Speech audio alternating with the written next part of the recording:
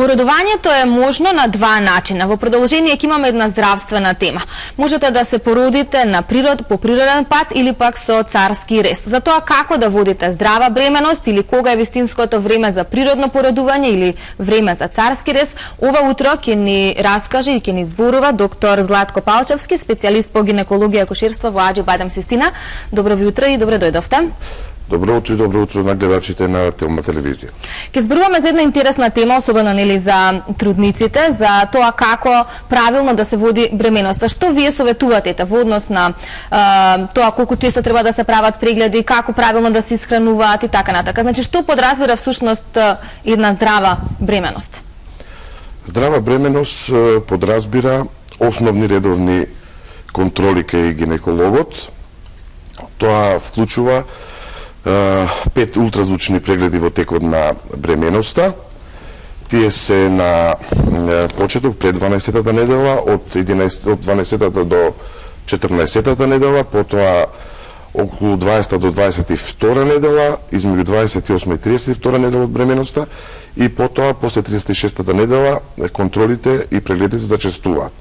Покрај ултразвучните прегледи, за да можеме да констатираме дека се работи за здрава бремена жена која носи здрав плод, ќе биде потребно и некои анализи на крвта кај трудницата, мерење на крвен притисок, мерење на телесна тежина, кое што се прави обично на 4 до 6 недели. Доколку има некакви отстапки од тие анализи или од ултразвучните прегледи, тогаш може да има потреба за почести прегледи или некои дополнителни исследувања. Како трудниците да ги препознаат вистинските знаци кои што укажуваат дека е време или за породување и кога е всушност вистинското време за да се упатат на лекар? Бремената жена која ќе влезе во 9-тиот месец од бременоста, која претходно има контролирано кај својот гинеколог, треба да добие напатствија кои се предзнаци дека породувањето ќе започне. Има 3 предзнака кои што се водичи за кои што бремената жена мора да се јави на гинеколог. Тоа значи доколку почнат родилни болки и контракции, кои што се на интервал од 15-20 минути на почеток, а потоа се зачестуваат контракциите и се зголемува амплитудата на контракциите, односно така наречените болки за породување. Втор повод да се појде на лекар да се види дали раѓањето започнува, доколку се појави крварење од вагината, што значи дека се отвара устието на матката, исто во контекст на припремање за породување. И третиот начин е доколку прснат плодовите обривки и дојде до истекување на плодовата вода. Тие се 3 битни знаци која пациентката треба да побара помош и да се констатира дали раѓањето започнато или не. Нашата денешна тема, она на што повеќе ќе обрнеме внимание, е всушност природното породување или царски рез. Ќе ги поканам и нашите гледачи, сите оние кои што не гледаат ова утро, да се јават, се разбира идните мајки, доколку се заинтересирани, имаат било какви прашања, стоиме на располагање да ги одговориме.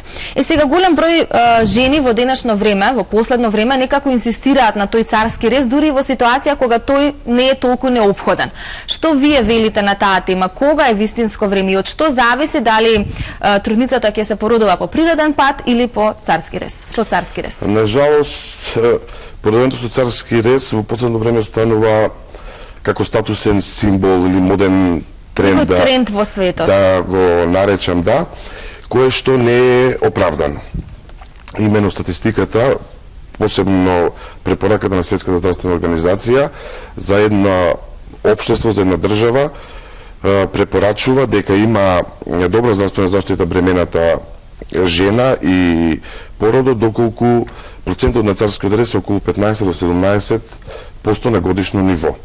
Тоа кај нас не е случај, па и пошироко во регионот. И што велат статистиките? Знаете некоја бројка за тоа како се движат процентите тука кај нас? Процентите се повисоки од што ги препорачува Светска здравствена организација.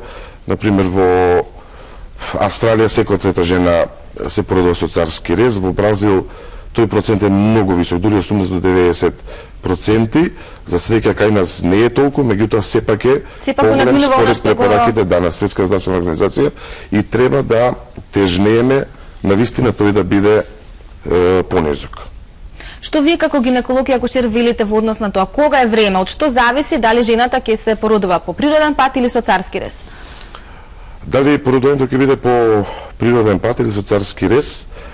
Пред се зависи од текот на бременоста, враќајќи се наназад според контролите кои ги правила пациентката во текот на бременоста. Доколку нема некакви отстапки или нема индикации, причини кои што ние медицински ги знаеме и ги оправдуваме по однос на мајката и по однос на плодот во текот на бременоста, нема никаква причина априори да се бара породување со царски рез. Значи, вагиналното породување во секој случај е подобро и самите пациентки кажуваат по природен пат кој сака да се породат е пофизиолошки отколку породувањето со царски рез. Породувањето со царски рез треба да се свати дека е тоа вистинска хирушка операција, интервенција по абдоминална операција. Меѓутоа, благодарение на технологијата, благодарение на модернизација на типот на анестезија, пред се на регионалната анестезија, спинална, епидурална, на современите медикаменти кои што ги имаме ние на некој начин прилагодено породувањето со царски рез, која ќе е неопходно да е тоа рутински и да личи многу на природниот начин на породување. Така да треба да се преферира, доколку нема некакви отстапки, пациентка да се породи по вагинален пат. Едно е многу битно, доколку сето ова е во ред и станува збор како на почеток што рековме на емисијата за контрола на здрава бремена жена, за која што претпоставуваме, знаеме дека носи здрав плод, да се работи со незе на психофизичкиот момент за да посака да се породи вагинално. Значи, многу битен момент кога сето ова од страна на лекарот и медицински е во ред и потврдено дека е добро, психофизичката припрема на пациентката во текот на бременоста, не непосредно кога ќе влези во 9-тиот месец од бременоста, е многу битно за да има соработки и пациентката да прифати да сака да роди по вагинален пат. И уште една работа е многу битно, ако сите овие услови се исполнети, тоа е нешто што не може да се предвиди, а идните мајки, бремените треба да знаат дека и да почне породувањето по природен пат, секоја бремена жена во тек на породувањето на некој начин со една нога е во операционата сала да може да треба на хитно да се заврши породувањето, дали во интерес на мајката, дали во интерес на плодот, да се заврши со царски рез. Ја споменавте таа психофизичка подготвеност. Дали тоа подразбира дека во тие 9 месеци додека нели жената е бремена, постојано има соработка со докторите во смисла да вие ги советувате трудниците сепак да го преферираат природниот начин на породување? Че во тој поглед треба многу внимание да се посвети на разговор со пациентка. Значи во праксата има ситуации кога доаѓа на сам почеток бремената жена, каде што 2-3 недели има само отсуство на менструација, која што направила тест за бременост од аптека најчесто кој што е позитивен и влегува во ординација, уште ултразвучниот преглед не е извршен да се потврди дека станува збор за почеток на бременост и слично, априори пристапува, јас ќе се породувам со царски рез. И тука сега стварно треба да се посвети внимание, да и се тргне таа бариера или... Што мислите, зошто се жените скептични во однос на природното породување, во однос на болките или каде е проблемот? Каде вие ја гледате таа нивна одлука дека веднаш преоѓаат на царски рез? Значи, моето мислење е дека пациентка која што е прв пат бремена, која што нема искуство сопствено минато во однос на породување, тоа нејзино мислење, тоа нејзино согледување е исклучиво под, да речем, притисок од околината, од обкружувањето. Дали се тоа нејзини блиски од дома, некоја сестра постара или нејзината мајка, дали се тоа пријателки во кругот, дали колешки на работа, кои што го принесуваат своето искуство од породувањето. И таа ствара една слика за тоа дека навистина еве вагиналното породување кое што се преферира, дека е многу тешко, многу болно, што не е случај така, затоа што болките денес се купираат, значи не се дозволува пациентите да имаат болки благодарение на епидуралната аналгезија, која што се става во оној период кога бремената во текот на породувањето не може веќе да ги поднесува, да ги чувствува контракциите, болките, и тогаш тие на некој начин прекинуваат и породувањето си продолжува по нормален тек, а ние сето тоа го мониторираме со апарати во однос на бебето и во однос на контракциите на матката. Овој дел од емисијата ни е контактен, ќе ги замолам од режијата да го пуштат телефонот и сите идни мајки кои што се заинтересирани, може би имаат некое прашање, ви стоиме на располагање да ги одговориме. Ајде малку да ги прокоментираме предностите, но и ризиците, како за мајката, така и за плодот, кога имаме ситуација на породување со царски рез.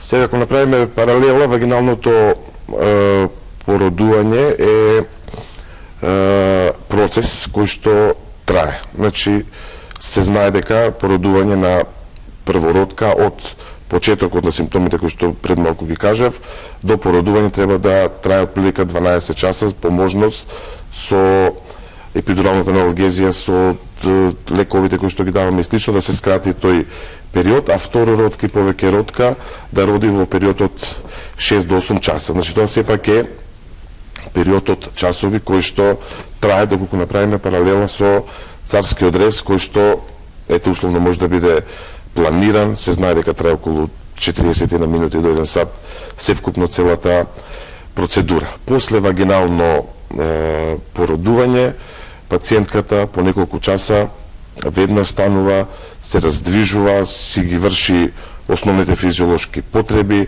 веднаш почнува да се грижи за новороденото и сето тоа го поднесува многу полесно за разлика од пациентка која што е породена со царски рез. Во тој дел, значи, пациентката после породена со царски рез, заради типот на анестезијата, 24 часа треба да мирува, да биде телото хоризонтализирано, значи не може и да сака да води грижа, да ќе дојде во контакт со новороденото и слично, меѓутоа не може да води активна грижа за новороденото.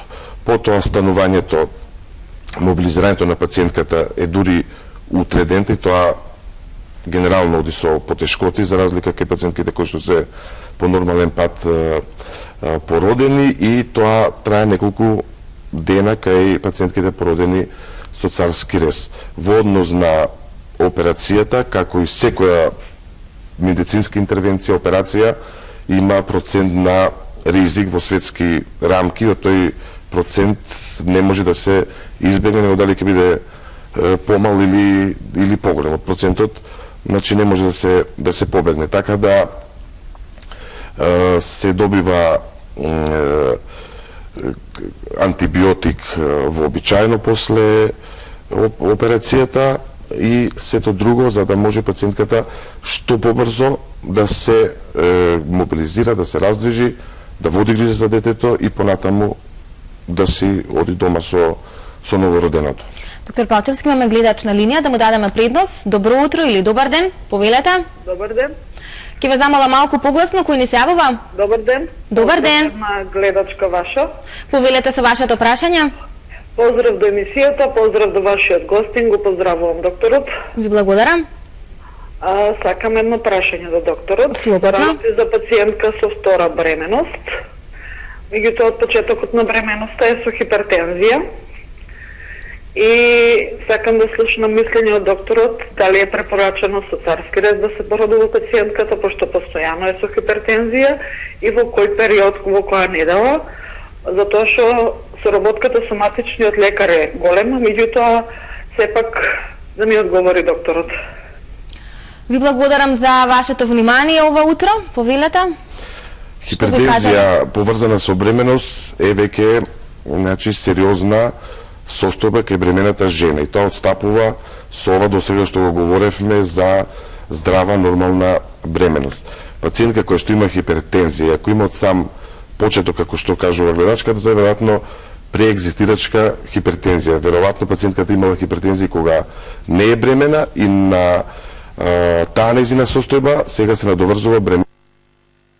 Во секој случај ќе ги поремети на некој начин вредностите на притисокот, а и други параметри од крвта кои што претпоставам гледачката бремената жена ги следи со својот матичен гинеколог. Таа пациентка треба да има многу почести контроли, за разлика од пациентките со нормална бременост, и во зависност од тоа, ако има и дополнителни отстапки од лабораторијата и слично, породувањето треба да се процени кога ќе биде. Дали таа пациентка со оваа бременост може да стигне и до 9-тиот месец за да роди плод во термин, или заради состојбата на мајката. Многу често бременоста треба да се привршува и порано пред наполнети 37 недели, и тогаш обично породувањето со царски рез. Темата ни е породување по природен пат или породување со царски рез. Доколку имате прашања, ве очекуваме да ни се приклучите. Доктор Пачевски, што во ситуација кога имаме близнаци или кога имаме тројка, четворка, кој е најсоодветниот начин за породување во таква ситуација? Повеќе плодова бременост има почесто во последнава деценија. Тоа е благодарение на биолошко потпомогнатите начини за забременување, така да породување со близначка бременост, кој станува збор за 2 плода, генерално, доколку нема дополнителни ризици од страна на мајката и слично, може, доколку поставеноста на плодовите е во главична презентација, или првиот плод да е во главична, другиот плод во карлична презентација, може да се заврши и по вагинален пат. Меѓутоа, доколку поставеноста на плодовите тоа не дозволува, или мајката е во подмината возраст, или е бременоста настанала со инвитро оплодување и слично, тогаш зборуваме за поширока индикација за да има причина да се направи царски рез кај пациентка со близначка бременост. Во однос на бременост со 3 или 4 плода, тогаш породувањето е апсолутно со царски рез. Тоа е апсолутна индикација за царски рез. Мислам дека е време да ги споменеме и едукативните работилници за бремени жени, кои што ги организираат од Аџибадем Систина. Тие се случуваат секоја среда. И денеска е среда, всушност ќе ги поканиме сите идни мајки кои што ќе бидат заинтересирани да дојдат и да присуствуваат. Меѓутоа, што се случува таму? Какви се предавања, кои се предавачите и така натака? Каков е интересот на трудниците тука кај нас во Македонија да дојдат и да бидат дел од тие работилници? Всушност, колку се интересираат за сопствената здравствена состојба? Клиничката болница Аџибадем Систина 2015 ја посветува на бремените жени и на новородените. Значи, дава посебен акцент на ова групација. Во склоп на тоа формирана е како една подгрупа, има и вебсайт кој што гледачите на Телма може да го посетат. Вебсајтот е ajibademisistina.baby.mk, каде што може да се запознат со повеќе детали. Јас ке ви кажам дека в секоја среда во Аџибадем Систина со почеток во 19 часот се организираат едукативни предавања за бремени жени во било која недела од бременоста и неврзано дали бременоста ја контролираат во аџибадем цистина или не, може да ги посетат тие предавања со пријавување или на мејл на сајтот на Систина или на преку јавување на бројот во кол центарот 30 99 500. Тие предавања се едукативни и се тематски, опфаќаат некоја тема секоја среда.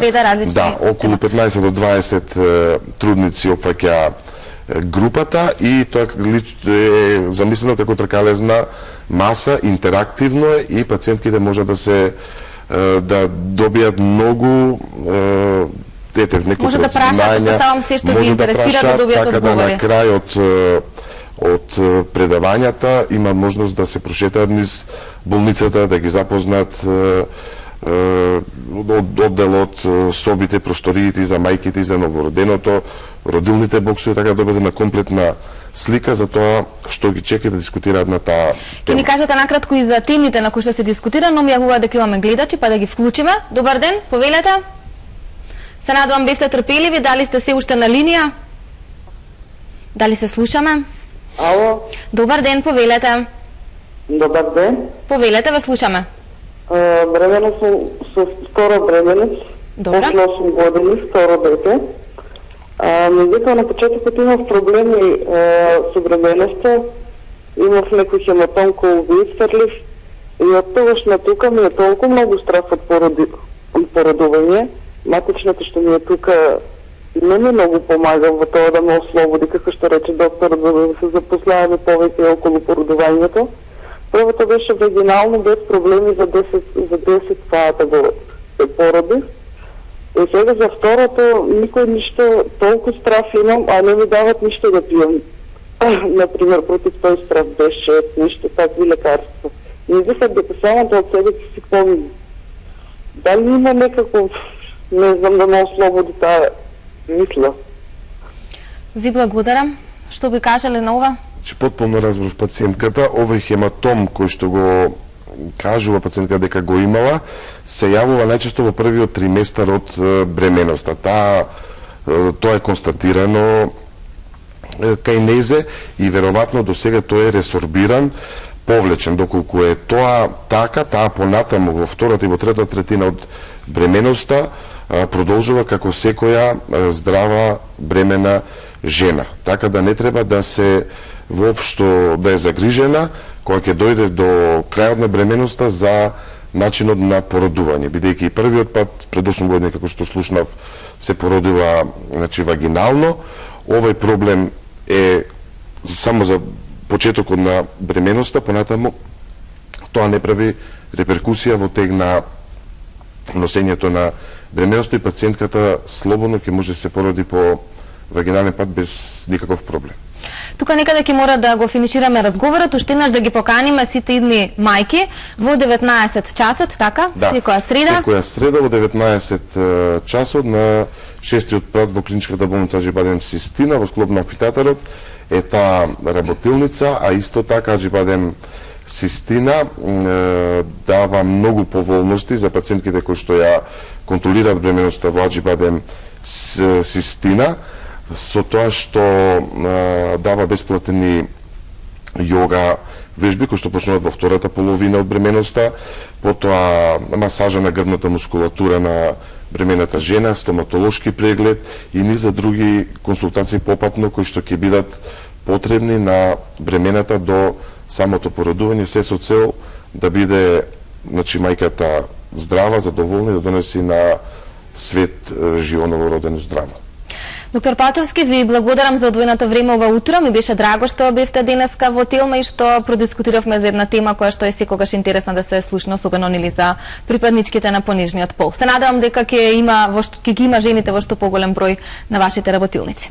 Ви благодарам на вас на поканата.